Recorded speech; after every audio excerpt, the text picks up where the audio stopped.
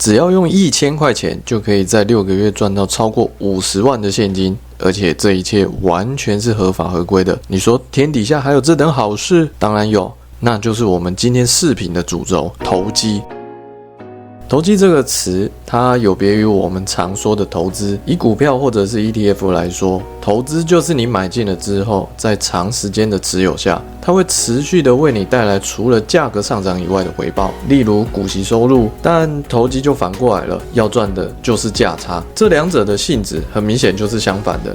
一个是要你每天灌溉，耐心等候它绽放的玫瑰花，而这个典型的代表人物就是沃伦·巴菲特。另一个就像是在学校的期末测验，因为在下一堂课就可以揭晓自己放学后是开心还是害怕的回家。代表人物就是杰西·里佛摩。如果对于2位顶尖人物的身世有兴趣的话，待会影片结束后可以到这边找找，这里就不再赘述了。我们说回到投机，投机这个词它本身是没有问题的，只是一直被定义为不好的行为而已。但在金融市场里，投机行为反而是整个市场的活力来源，整体的成交量相较于投资是更高的。那么居然只是一个词汇，那为什么很少听到，反而都是听到投资？如果今天有一门课程或者是广告，它是这么写的：教你如何在30分钟内学会看技术线型，让你1天赚1个月的薪水，成为投机高手，那你大概率就判定他是诈骗行为了。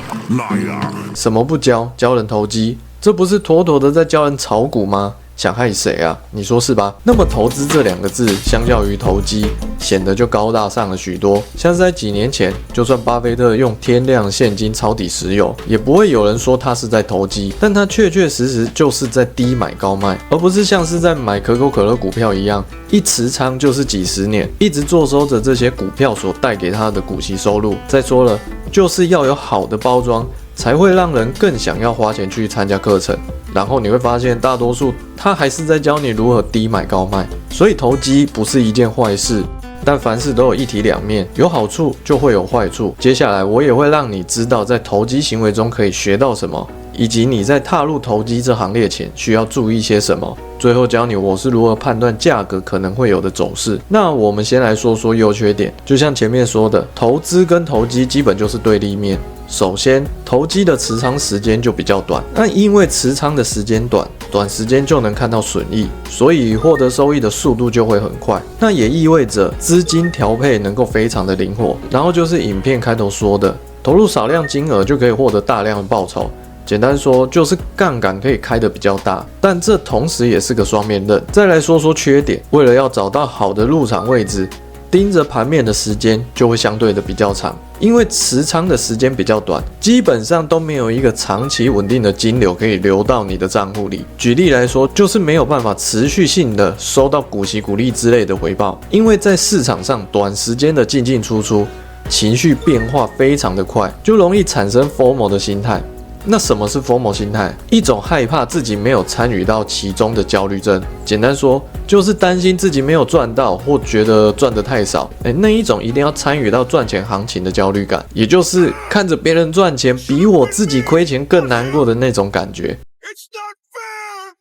那相较于投资，投机更需要花大量的时间来进行学习，特别是一些逻辑观念。我将投资跟投机列成了表格，这样你可以更清楚地理解它们的差异性。接着我们来看看，在经过了一段时间上冲下洗的金融式洗礼之后，你会有什么改变？首先，那肯定是情绪控管方面，你在面对许多事情上都能变得比较冷静。再来，你在规划及执行上就会开始要求一致性。接着，在资金的控管方面，你会懂得如何才能追求稳定且收益最大化。最后，做任何事，你不只观察回报，更会把风险放在第一位来做考量。当然，以上这些都比较主观，因为学到的东西会因人而异，说不定你会学到的比我更多。那么，你想要踏入金融市场投机交易的话，你就必须注意以下的事，这些一定要记下来，这比任何的技术都来得还要重要。第一，要抛弃掉赌徒心态。虽然价格走势要么就是上涨，要么就是下跌，都是50%的概率，但市场绝绝对没有这么简单。第二，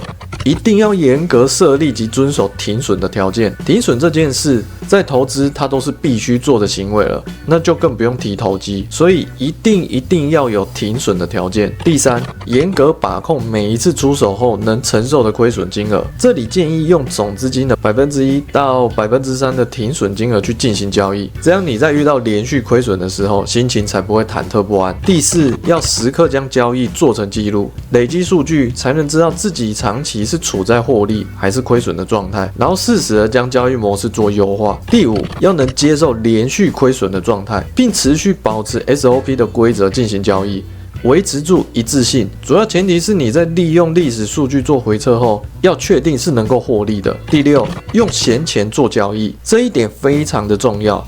如果5000元是你一个月的3餐费用，那你就不应该拿这笔钱来做投机交易。如果你还是上头，要用生活费冲进市场，那你就触犯了第一条规则了。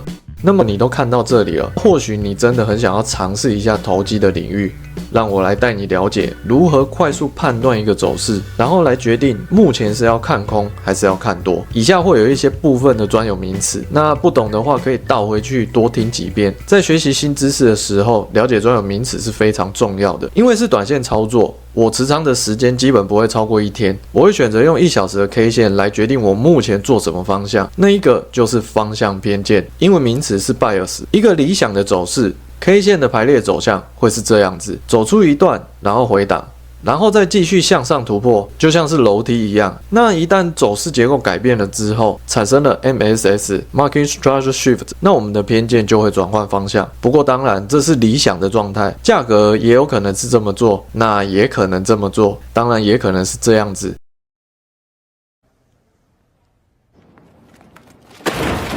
那该怎么避免？我自己是会搭配一些指标来做决定，例如霍夫曼均线。虽然指标是属于一个比较落后的数据，但它能够起到辅助的作用，而且有的时候确实要再稍等一下，你才能够看清方向。好，那在判断走势的时候，接着最重要的就是时间概念，用大时间判断方向，用小时间找机会入场，彼此互相合作来做判定。这里给大家我常用的时间分类来给大家做参考。以1小时作为大时间来说，在走势上是这样，但小时间例如5分钟，整体的走势大概率会是这样。所以只要方向有，小时间的结构走势也有，最后我们就得知道价格会想要去哪里。以正常的走势来说，价格会这样子走，但接下来就是要理解一下逻辑，钱只会往有钱停留的地方去，也就是说会往可以引发停损的位置去。至于有没有办法引发停损就不一定了。我们把有钱驻留的地方都想象是一座城池，这些钱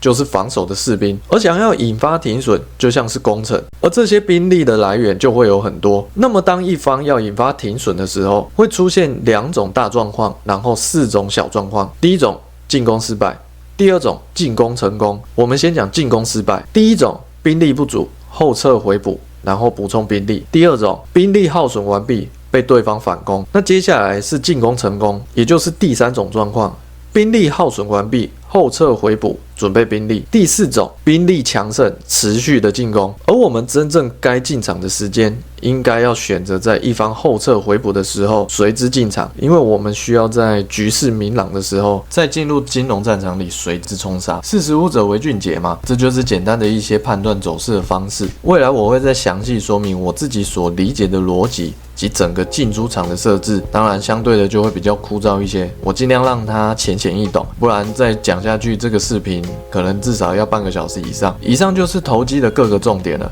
我们老是分不清楚自己是在投资还是投机，因为现在社会基本就是把这2种行为混在一起，不然谁会来入局呢？而且这样就很容易造成一种投机不成转为投资。你想一下，你身边是不是有很多这种人，本来想赚价差却舍不得停损，之后只能安慰自己说哦，没有，我是在投资。这样子看下来，因为都认为自己是在做投资，这基本只是投机亏损不认的心态而已，对吧？所以不是不能投机，而是你要知道自己在干什么。那你现在打开账户看看，自己是正在投资还是投机？我自己很喜欢《投机者的告白》这本书的作者说的一句话：有钱的人可以投机，钱少的人不可以投机，根本没钱的人必须投机。但是别忘了评估自己的生活状态，对投机行为的可行性以及风险，量力而为才是最优解。只有立于不败之地，才能有一次获得最大胜利的机会。最后，以上都不构成任何的买卖建议啊，风险自负。感谢看到最后的你。